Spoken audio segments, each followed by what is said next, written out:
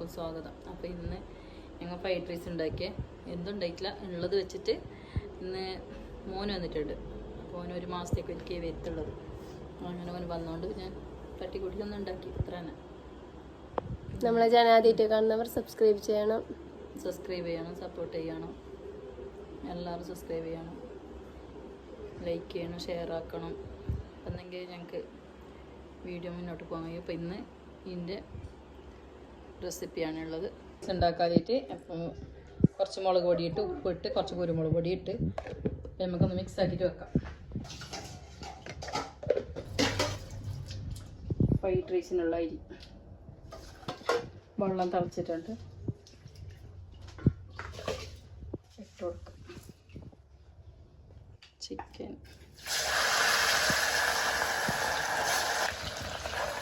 അരമണിക്കൂർ പരത്തി വെച്ചിട്ടുണ്ടായി മുളകിലെല്ലാം മസാലയിൽ. അതിന് ശേഷം നമുക്കൊന്ന് വറുത്ത് കോരിയെടുക്കാം. ചോറ് വേവാനായി തീ കത്തിക്കൊണ്ടുണ്ട്. കോഴി നല്ല മരുന്നിട്ടുണ്ട്, ഒന്ന് കോരിയെടുക്കാം.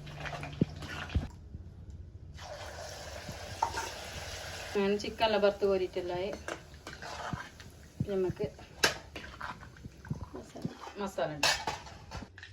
ചട്ടി ചൂടായിട്ടുണ്ട്. ചിക്കൻ കാച്ച എണ്ണ തന്നെ നമുക്ക് 2 സ്പൂൺ വെളുത്തുള്ളി കൊടുക്കുന്നുണ്ട്. വെളുത്തുള്ളി മരിച്ചിട്ട് പേലേക്ക് സവാള ഇട്ട് കൊടുക്കാം.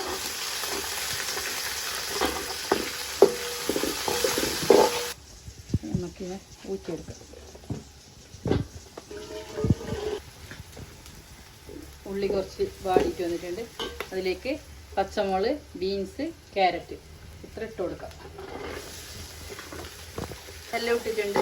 ഇതിലേക്ക് നമുക്ക് കുറച്ച് ഉപ്പിട്ട് കൊടുക്കാം. ഇത്ര ഉപ്പിട്ട് കൊടുക്കുന്നുണ്ട്.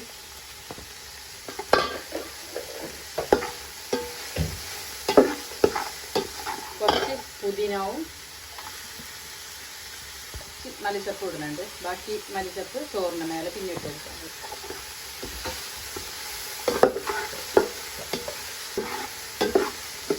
ഇത്ര പെരുംജീരകം ഇടുന്നുണ്ട്. കുരുമുളക് പൊടി,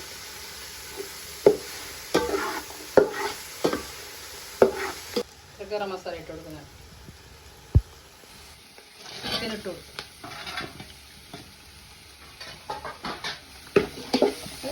ഒരു 5 മിനിറ്റ് അടച്ച് വെച്ചിട്ട് വേവിച്ചെടുക്കും.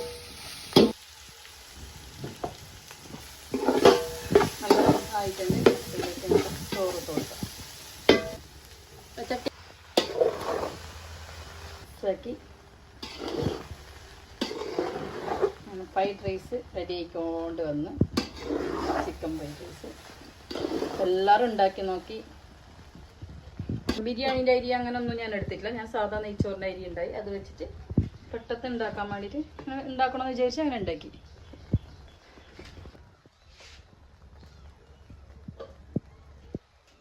രണ്ട് സ്പൂൺ നെയ്യ് ഒഴിച്ചിട്ടുണ്ട്.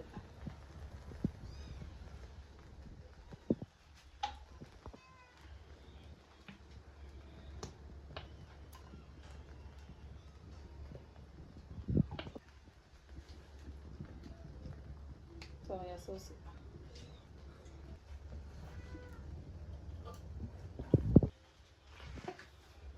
നമുക്കിതൊന്ന് മിക്സാക്കി കൊടുക്കാം. എല്ലാം ഇട്ട് കഴിഞ്ഞാൽ കുറച്ച് കുരുമുളക് പൊടി, ഉപ്പിട്ടിന്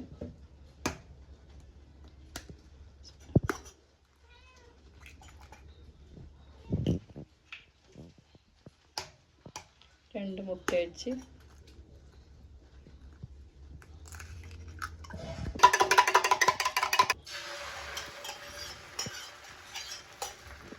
മുട്ട വെച്ചിട്ടുണ്ട്. നമുക്കിന് ഒന്ന് ഇതാക്കി കൊടുക്കാം, ചിക്കി കൊടുക്കാം. ഇങ്ങനെ ചിക്കിട്ടെടുത്തിട്ടുണ്ട്. നമുക്കിത് ചോറിലേക്ക് ഇട്ട് കൊടുക്കാം.